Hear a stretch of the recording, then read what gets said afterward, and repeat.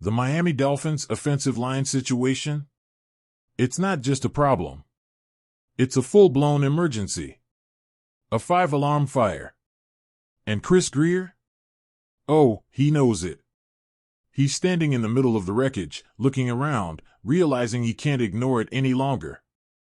He can't duct tape this thing together again, can't throw another season into the wind hoping a banged-up Terron Armstead miraculously survives 17 games or that some mid-tier free agent suddenly transforms into an all-pro. No, no, no. That's done. That's over. The reckoning is here.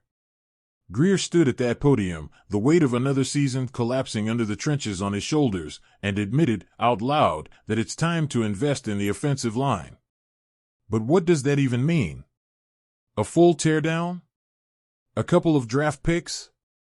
One splashy free agent signing while the rest gets patched up with mid-level talent?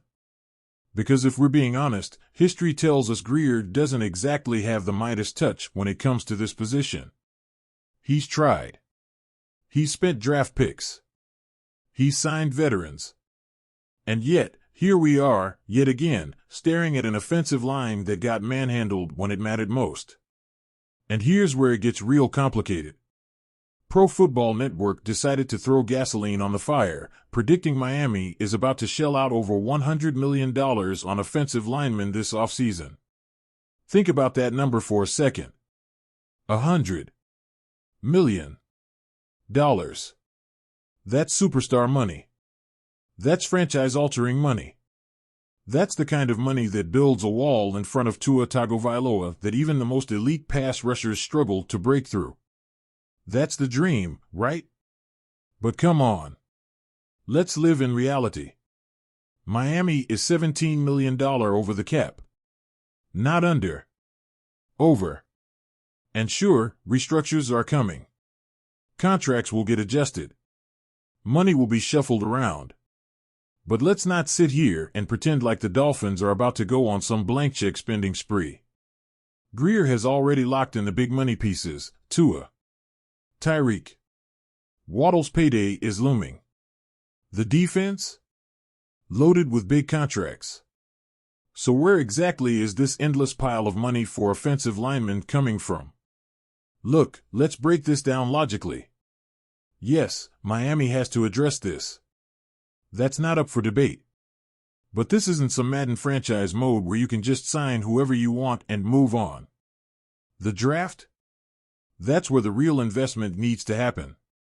Miami has a first, second, third, and 2 fourth-round picks. That's 5 shots at bringing in fresh talent, young guys with high upside and, more importantly, cheap contracts. That's how you build a sustainable roster. And don't forget, we still don't even know what's happening with Terron Armstead. Every single week in 2023 felt like a guessing game. Would he play? Would he finish the game? Was this the week the wheels completely fell off? He's a warrior, no doubt about it. But is he a reliable option in 2024? Or is it time to move on? Because if Armstead decides to hang it up, suddenly, this offensive line catastrophe gets even worse. Then there's Patrick Paul, the 2024 second-round pick. What's the plan for him? Is he ready to step in? Can he be a legitimate starter? Or is this another situation where the Dolphins draft a lineman, toss him into the fire, and hope for the best? Because Miami has tried that before. And more often than not, it's ended in disaster. So let's ask the real question, what does investing actually mean for the Dolphins? Are they going to make one splash move, maybe throw money at a top-tier guard in free agency while plugging in rookies and mid-tier veterans elsewhere? Or are we talking about a full overhaul? And if it's the latter, where's the money coming from? One thing is clear, the status quo cannot continue. Not if this team is serious about making a deep playoff run. Not if they want to protect their quarterback, who, by the way, is not built to withstand an endless barrage of sacks. And let's be honest, this offensive line wasn't good enough in 2023. It was passable at times. But in the biggest moments? Against the best teams?